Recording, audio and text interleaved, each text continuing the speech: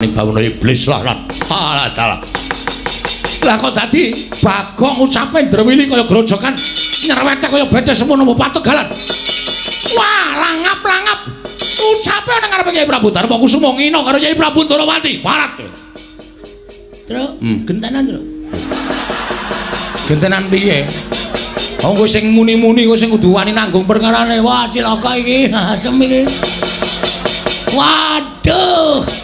Kuwi senengane ora gagas kok.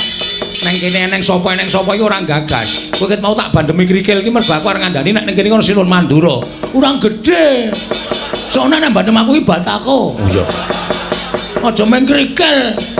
Wow, cilaka iki. Bagong. Nun. Kowe muni apa mau? Sing pundi oke. Kowe mau ngurman piye? Ah nggih, saking ngarep tekan mburi niki wae akeh banget lek kula omongke. Sing dikersake sing pundi? Kowe mau nguman-uman karo Kyai Prabu Ndrawati ya. Kowe ngunak-unake ya Prabu Kresna. Kowe nguman-uman karo Kyai Prabu Ndrawati. Kowe ngerti ora? Kresna kuwi sapa?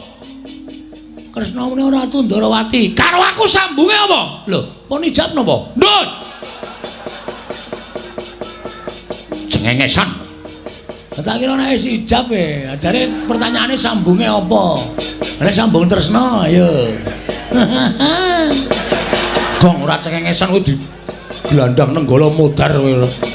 Ya kene Satra aku iki nek dinesane wong ora iso wangsulan e. Lho. Ngene to. Ngene to diwangsuli kowe iki mau tak wangi saiki aku diwangi genti. Mbok diwangsuli wong sing gawe masalah kowe kok. Aku senengane mung gawe masalah. Ning ngrampungi ra iso.